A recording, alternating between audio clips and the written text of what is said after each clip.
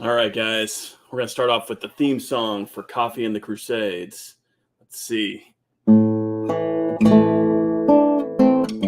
I can play it.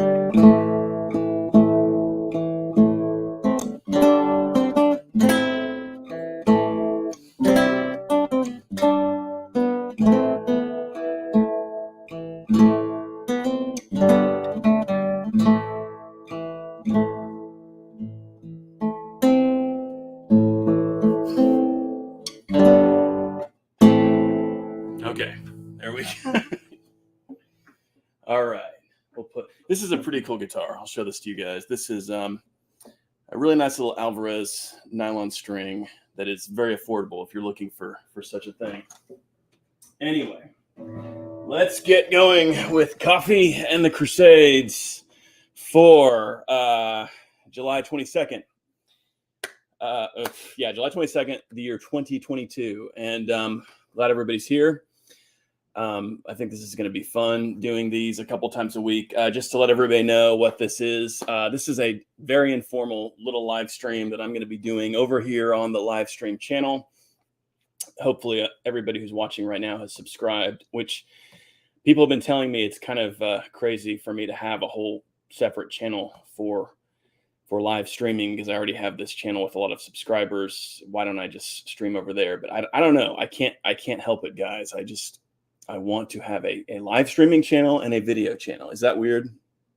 Maybe. We'll see. We'll see how things go. But anyway, I'll start off by promoting the merch of the day, which is the Battle of Hastings 1066 Bayou Tapestry shirt. Looks really good. You guys can get one by clicking on the description below. You'll see a link to the Real Crusades History store and a link to that particular shirt, which I think last time we had the coffee mug, which is the same, also has the Bayou Tapestry image on it. And also we've got the Knights Templar mug. You can see mine is well used. That's also linked below in the description. You guys can get one of those. So yeah. Coffee and the Crusades. That's what we're doing today. What we do on this little show is we just talk about medieval stuff. And we drink coffee, which is kind of what I do anyway in my life. So I'm just kind of doing what I normally do. I'll tell you guys what I do a lot of the time. Like this morning, I started working on I've already been working on this, but I've been working on the audio for the next video, which is going to be about arms and armor, the evolution of armor through the Crusades era. So kind of from the beginning of the 11th century until 1300. So I've got the audio recorded for that, and I was editing that together this morning, and so now I'm taking a break and talking to everybody about what's going on, and that's the point of this show, is just to have a casual and fun time for everybody to get together and talk about what's going on with the channel and what's going on with everybody's lives and everybody's interests. You guys can tell me what you're into right now and what you're looking at. A lot of great people already in the chat. Tom Griffin, good friend of Real Crusades history right there. Simonius with a really good question. We're going to get to that. Paul, Pardo, Cota, Abscess is in there too. Simonius again. Polaris, Dreadnought Fridericus. I hope that, are you a guitarist? You like the Dreadnought guitar maybe? Lambert 41, Zytron. All right, that's who we got in chat so far. So good to see everybody. Oh, and there's Chris Torres in there. What's going on, guys? So, okay. So yeah, in terms of news, yeah, that's one thing that's happening is next week we will have the evolution of medieval armor video up and running for everybody to check out on the main channel, which I'm excited about. This is actually going to be one where I use pretty much nothing but source images. So like images from medieval iconography and illustrations from the time to look at what armor was really like, starting in the towards the kind of the early Middle Ages and going into the end of the Crusades era, so 1300 or so. The other thing that's going on is we're about to film the pilot episode for Knights of the Cross, which again, this show has been the beginning of me starting again to talk about Knights of the Cross. It's been a long time. There's a lot of that's been kind of up in the air. We've been there have been questions. There's been uncertainties around getting the thing going. But I will tell you this, Austin and I are pretty determined guys. We really want to make this happen, and we actually are going to make episode 1 happen. And we've got an incredible team working on it. We've got a studio who's doing it with us, a group of guys who have a lot of experience and have a lot of successful projects under their belts. And we sat down with them and came up with a plan, and they're on board with the project. They love the project. And I think episode 1 is going to be very cool. So I'm excited about it. We're going to go film that in, let's see, the beginning of August. So I actually will have to take a week off from doing Coffee and the Crusades, because I'm going to be driving with my family across country to where we're doing that. So let's do this real quick. Let's just go to the Knights of the Cross website just to remind everybody. I mean, I think everybody who's here already knows all about it, but we're going to do it. We're going to do it. Where is that? Share screen. Share screen. All right. Knights of the Cross is right over here. This is the show, guys. Check out knightsofthecross.com. We do still, we have not been crowdfunding as heavily as we were before the trailer, but we're going to kick that off again once the pilot episode comes out. But we are still crowdfunding. So if you guys do want to help, you can help out with the show. And it would be very appreciated, especially going into the filming of this pilot next month, because basically that's coming out of people's personal pockets for the most part. But we believe in the project, so we're going to make it happen. So, all right. Oh yeah, let's get to some of the chats. So there's the coffee aspect of the show again. Coffee and the Crusades. All right. Here's Tom. Tom says, did Pope Urban II meet with the First Crusader army on their way to the Holy Land? I don't believe he ever met with any of the major armies once they're off and running, but he met with some of the individual leaders in preparation for all this. I think we need to remember how much preparation went into the First Crusade. This was not this idea that it was just kind of this spur of the moment thing that just hordes started flooding east. The People's Crusade was kind of like that, but the main Crusader armies, these were highly organized. There was a lot of funding that went into it. People were mortgaging properties. Godfrey of Bouillon virtually mortgaged his entire duchy to do this, which is kind of amazing when you think about. He clearly didn't intend to come back, and he didn't. But yeah, I do know that Pope Urban II met with Raymond IV of Toulouse on probably several occasions, even before the speech at Clermont. Raymond IV of Toulouse probably knew about the First Crusade, that it was going to happen before the Council of Clermont even. He and the Pope had probably discussed it even before then. But I think he also may have met with Robert Curthose and some of the other Normans. The interesting thing about the First Crusade is that it's led by all these people who are kind of the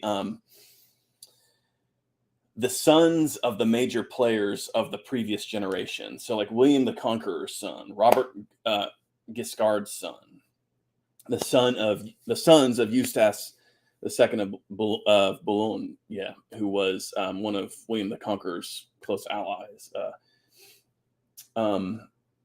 Who else was the son of the Count of Flanders? I mean, just a lot of the major players. But anyway, I'm not going to start rambling about random stuff about the First Crusade. Let's see. Dreadnought Fridericus says, how do you drink your coffee? I drink it black. That's just, I'm one of those weirdos who likes, I like, what as little kids we thought of as just gross adult drinks. But yeah, I just like black coffee. I always have. Someone's at night, the night before. I don't drink coffee at night for obvious reasons, but sometimes like I'm thinking to myself the night before, oh, I can't wait till tomorrow morning. I can drink some coffee. So let's see. Chris wants to know, did the Teutonic Knights take part in other Crusade theaters? Yeah, they were involved in the Third Crusade. They were involved in a lot of other crusading activities, not as major forces for the most part, because they were so heavily concentrated in the Prussian Crusade, but there were usually contingents of Teutonic Knights involved in a lot of the major crusades. I think they were involved in the Fifth Crusade. They were involved in the Sixth Crusade in a big way, which is kind of an anti-crusade, Frederick II's crusade, because he was excommunicated at the time. Okay, and here we got one from Paul here. Do a video of the Knights Templar fighting the Mongols in Poland and Hungary. It's funny you should mention that, because after I get done with this video about the evolution of armor, I'm going to do something about the second Mongol invasion of Hungary, which is really interesting. It's one of these few times that the Mongols really got their rear ends handed to them. It was a major defeat for them. And I think it's kind of fascinating how the Hungarians were able to overcome the Mongols. So we're going to explore that.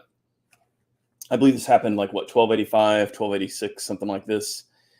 But that is coming. So there is going to be a video out soon about that, hopefully a couple weeks from now. Which, speaking of which, I'll share this with you guys too. I'm kind of thinking about changing the way I schedule videos. Like, I've been doing this thing where I try to make about a 20-minute long video every few weeks over a similar topic. And then at the end of that, I've got kind of like a really long documentary that I can put up, which I love those. I like that format. Also, YouTube likes it better. It's kind of interesting. These longer videos, YouTube seems to push more reliably. So it's kind of a win-win. But I've been thinking that instead of this current approach, the other thing that YouTube likes is weekly videos. So I think what I'm going to start trying to do, and this will happen after I get back from filming the pilot episode, but I'm going to try to do like about a 10-minute long video every week, and then hopefully do that on a similar topic over the course of the same length of time that it was taking me to make these 20-minute videos every few weeks. And then again, have kind of a long documentary at the end of that. So that's my new plan. I think that's a good idea. So that way, the idea would be every Saturday morning, you guys will have a new Real Crusades history video, which I think that makes sense. Again, YouTube does tend to favor longer versus shorter videos. That's why I kind of was trying to focus on the 20-minute ones. But, I'm already kind of doing the longer format thing in addition to, I'm already kind of doing that because I am taking shorter videos and creating these longer documentaries. So now I'll just have short videos that end up being big documentaries after a series is completed. So that's the idea. But I think that that's important. I mean, I'm in a transitional process of sort of turning this channel into a full-time job, and this is probably a good thing to commit to help make that happen more reliably. Okay. A lot of good questions in here. And now Tom is asking, did Pope Paschal II meet with any of the returning First Crusaders? I believe he did. I believe he met with Bohemond, didn't he? I mean, he and Bohemond planned a crusade against the Byzantines, interestingly, which I'm going to throw out something that may be a bit of a controversial opinion, but over the years, I've come to think that for the Crusades project to really have succeeded long-term, it might have been more important for the Latin Christian world to ultimately subdue the Byzantine Empire and incorporate it into Latin Christendom to really make the Crusades thing work. I don't know. I'm not saying I absolutely think that's the case, but I've started to think that may be the truth. I don't know. What do you guys think? And Tony says, since he returned home, he also prepared coffee. Oh, and just to remind you guys too, there is a super chat option with this channel right now. If you go down to the description below, you can go to Power Chat Live. I have a link to my Power Chat Live. In fact, maybe I should check that to make sure nobody has sent me a Power Chat over there. It's a separate thing from the. Okay, yeah, just the ones from last time. But yeah, if you guys go to the description down below, you will see a link to the Real Crusades History Power Chat Live option. That is a way you can do Power Chats, and I will check those throughout the stream and make sure I get any that come through. Chris says he has mixed opinions about the Byzantines. Yeah, and I'm not even talking about, like, I understand the Byzantines had their own perspective, but it's kind of an issue of, for the Crusades to really work long term, would it maybe have been more useful for the Latin West to have that area of the world solidly in the control of the Latins, because really things really started to go bad for the Kingdom of Jerusalem after you have Manuel Comnenus die in 1180. A lot of people don't talk about this, but that's really 1180 is probably the most important year in terms of the history of the Crusades, at least the early Crusades. Okay, I muted myself when I was belching there, so that's good. Where was I going with that? Okay, yeah. In 1180, you have the death of Manuel Comnenus, who was pretty much a pro-Latin Byzantine emperor who really kind of embraced the Latin Christian world. He had Latin Christians in the upper levels of his staff. He was married to a Latin Christian woman. When he dies, the Byzantine Empire turns sharply against the Crusader states. And when that alliance collapses is when Saladin really feels free to just go all in against the Crusader states. That's kind of an interesting thing to remember. In fact, the next Byzantine regimes tended to ally themselves with Saladin, with the Ayyubids. So anyway, and yeah, and Chris says also after 1180, it was terrible for the Byzantines. Yeah, they destroyed their own empire. So yeah, let's see here. Dreadnought says, do you think if the Fifth Crusade succeeded, it would lead to a permanent Crusader kingdom? That's really hard to say. The thing that really would have made the Crusades in the Holy Land work long-term is if the Western powers had collaborated more closely and organized some kind of major occupying force that contained elements from all of those kingdoms. So like the Holy Roman Empire, the Kingdom of England, the Kingdom of France, if all of those, especially those three, had cooperated in installing an occupying force that was very large, and I think we can debate how large it needed to be. That, I think, is an open question. But something like that would have been required to really make it work long term, because the problem that they always had was numbers. They never had enough people, ever, through the entire history of the Crusader states, which we're talking about 2 centuries. So it's kind of amazing that they were able to make it work as long as they did. But that was the thing that was really missing. If that kind of organization and commitment had been put into it. Remember, the way the Crusades worked is that you had random kingdoms just kind of deciding to go do their thing. Like at one point, Louis IX says, I'm going to go do a crusade. At one point, the Holy Roman Emperor says, I'm going to do a crusade. Now, we get something almost like that with the Third Crusade, but the reality is in the Third Crusade, you really just have the Kingdom of England or the Angevin Empire, I should say, and the Kingdom of France really involved. And the Angevins were the only ones that really had, considerable resources. Like the French army that was there was substantial, but it had to be funded by the Angevins, basically. Richard the Lionheart funded the French army after Philip left, which was pretty much immediately. Philip II left. So it was mainly an Angevin exercise.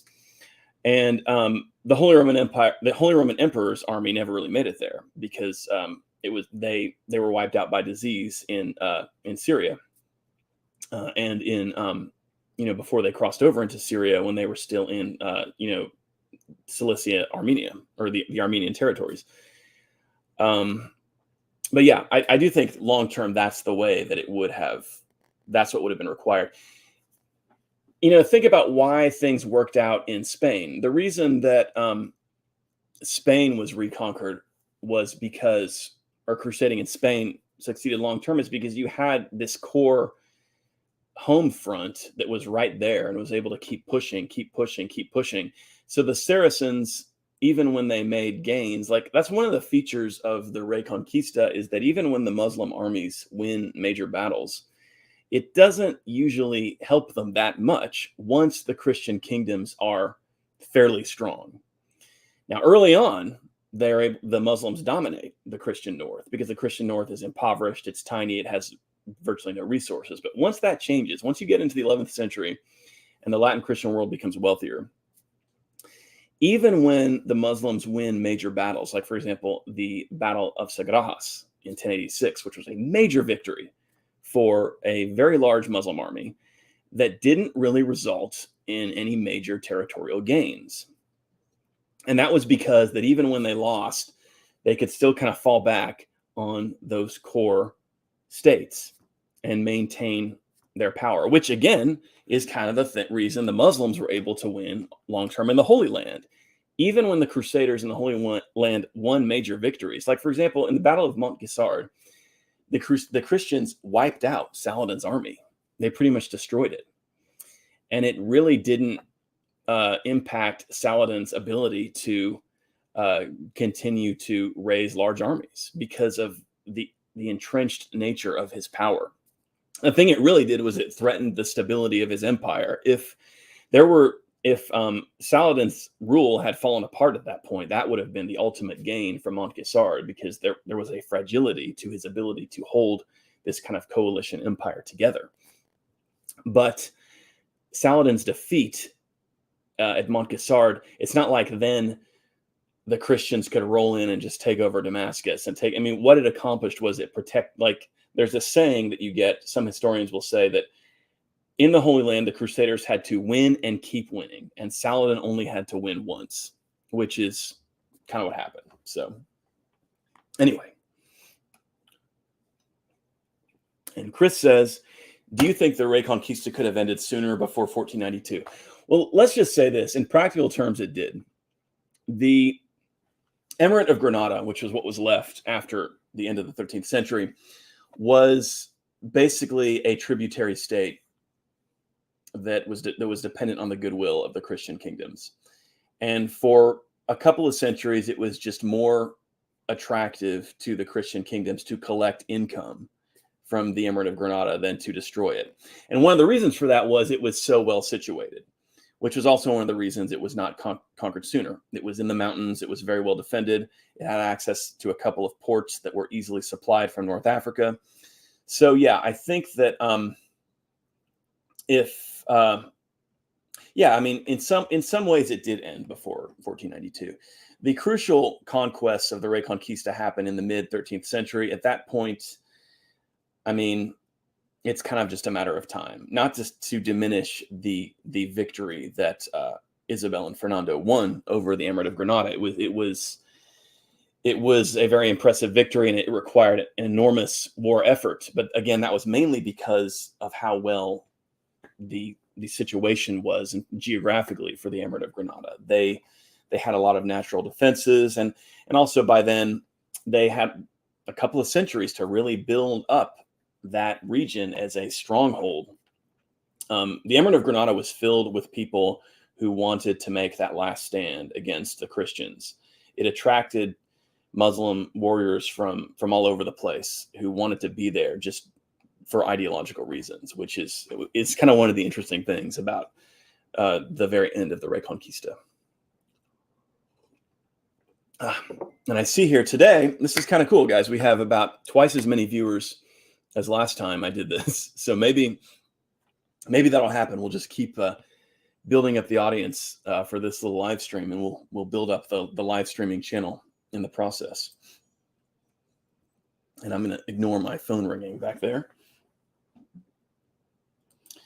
Simonius asks, did Poland participate in the Holy Land Crusades? As far as I know, yes, they did. although they were more active in the Baltic Crusades. They were sometimes allies, sometimes enemies of the Teutonic Knights, for example. More often than people realize, they were allies to them, which is kind of funny given how people normally think about that. Lambert asks, what is your opinion on the success of Tancred of Hauteville? He seems to be a quality strategist, leader, and administrator, as he was chosen to govern in Antioch and Edessa. Yeah, I think there's no doubt about that. Tancred was a talented guy.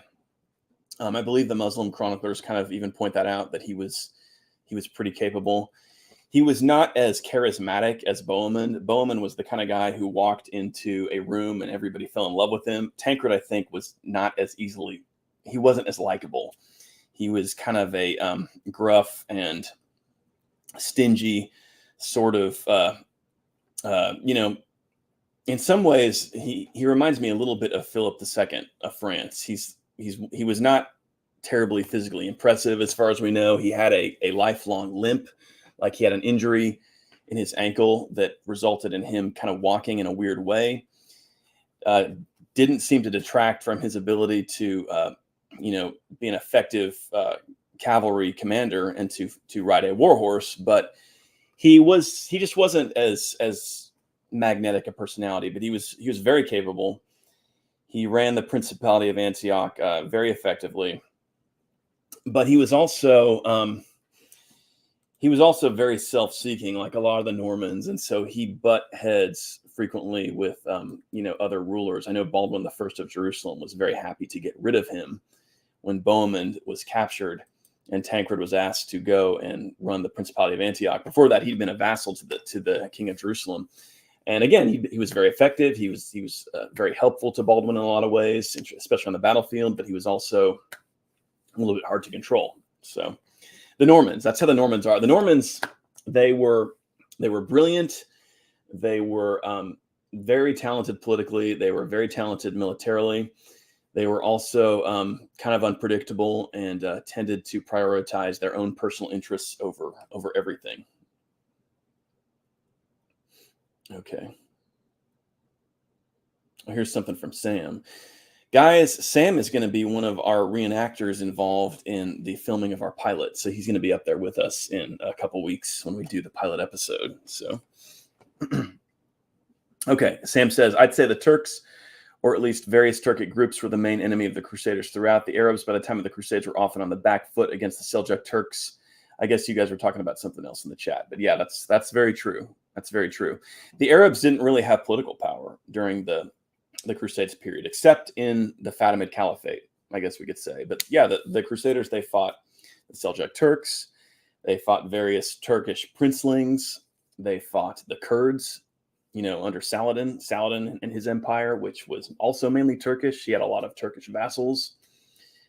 So yeah, the main Arab enemies of the Crusaders were these little Arab statelets, like say Usama ibn Munkid's family at the castle of Shaizar, which was ruled by an Arab family, basically, and they had to balance themselves out against the other powers in the region.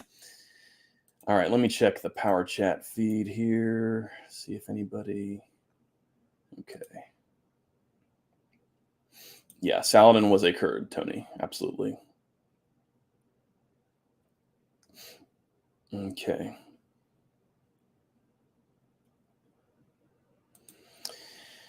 Chris says, speaking of Tancred, I saw a History Channel documentary where they treated Tancred almost like a Kingdom of Heaven Balian.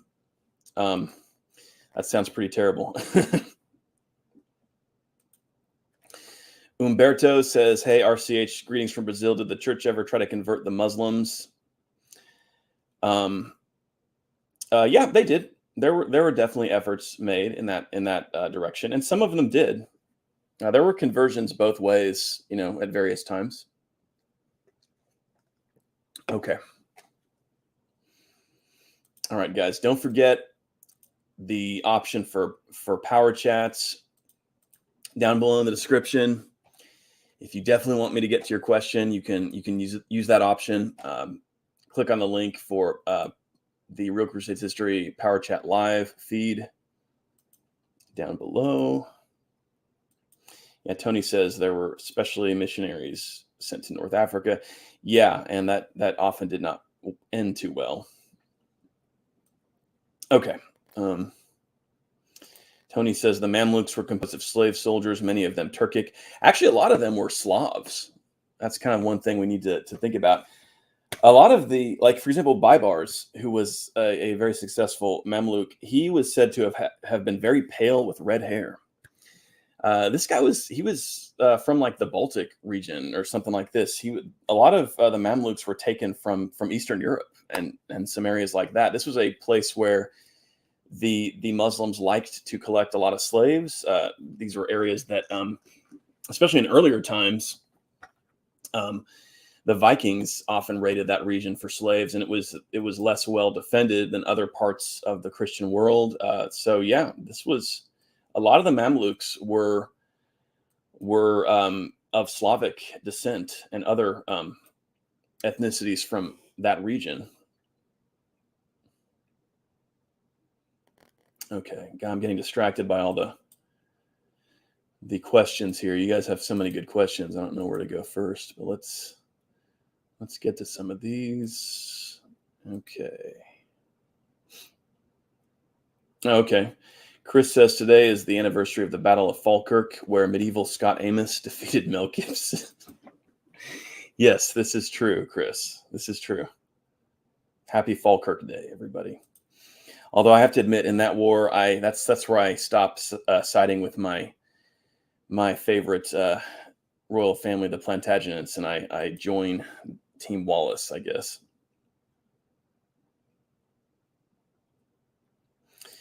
Tony says, I have heard of the Sakaliba, but not Slavic slave soldiers in Egypt. Yeah, I will tell you, I'm not sure exactly where all of the Mamluks were from. I mean, I know plenty of them were Turkish as well, definitely. But there was definitely, it does appear that, for example, Baibars was Slavic in origin or came from somewhere in that territory more specifically. But I'm not going to look up Baibars' specific origins right now, but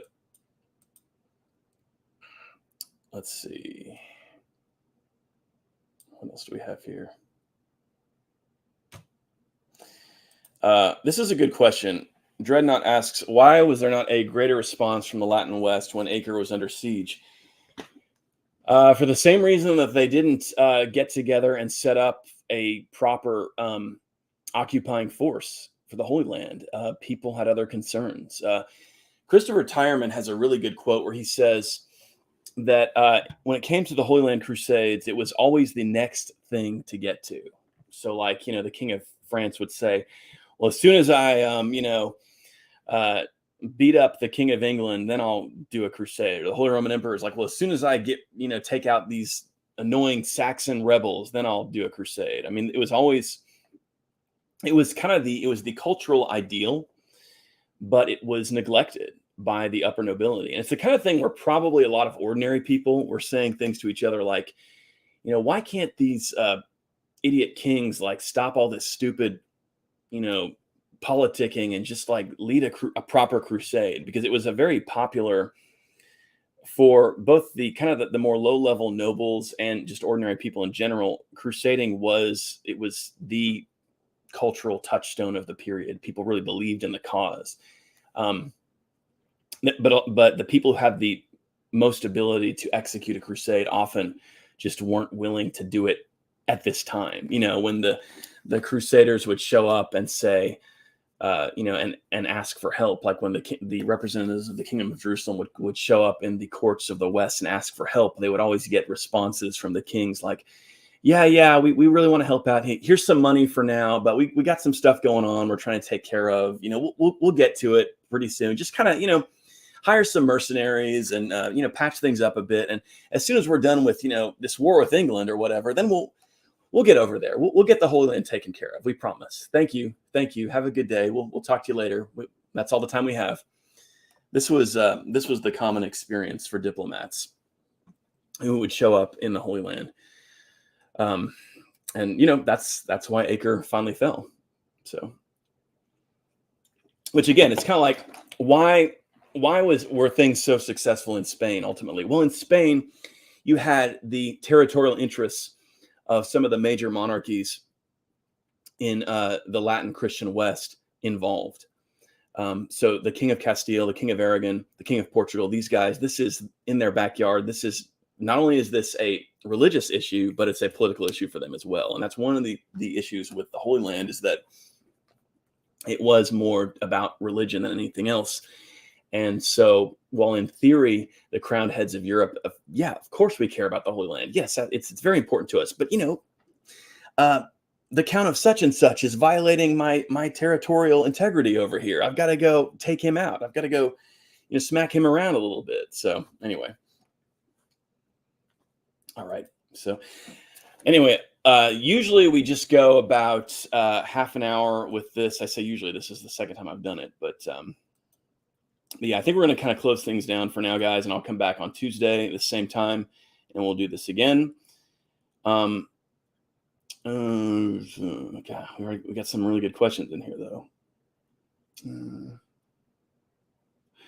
Here's a good one from Zenex. Hey, RCH, love from Croatia. I wanted to ask about the Fourth Crusade, Siege of Zadar.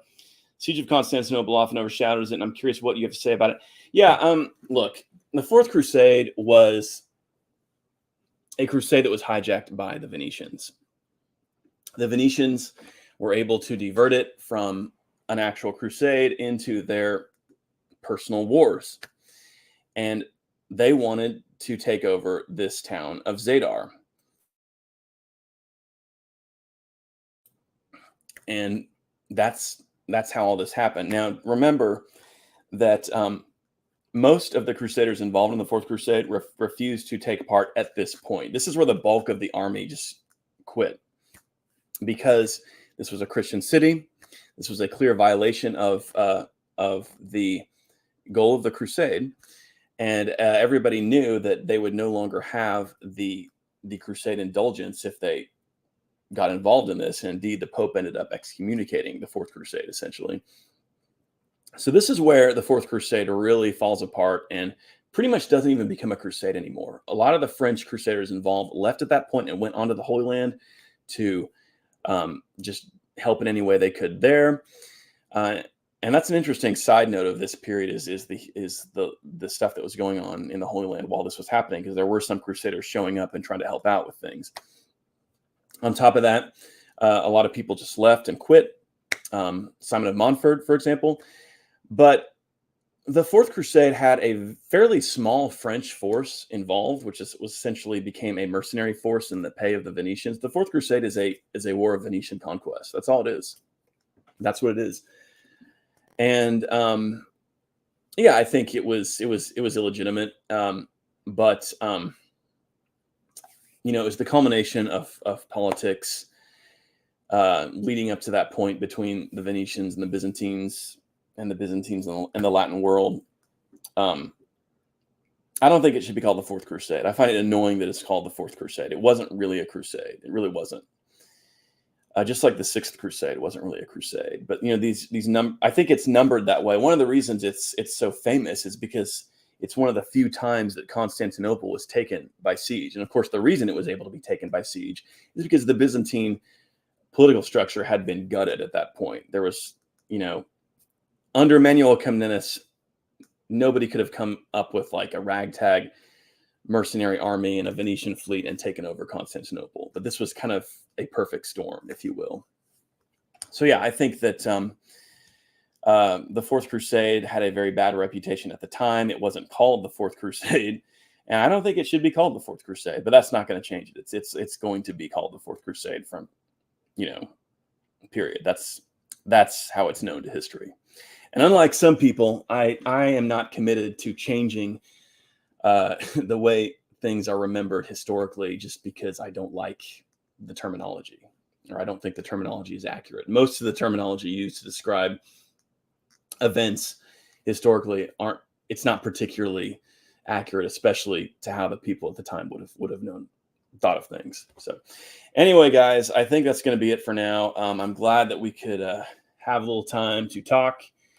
And I will be back on Tuesday at 11 a.m. U.S. Central Time, 12 noon Eastern Time. And yeah, hope you guys will join me then. And also, this is a good one from Tom. Why Does the Heathen Rage? Awesome work by J. Stephen Roberts. Highly recommend it to everyone. Thanks, Tom. I appreciate you always reminding me to plug my novel. If you're looking for some good historical fiction set during the Crusades, this book I wrote, I think might fit the bill. All right, guys, I'll talk to y'all later. Thanks for being here. We'll see you next time.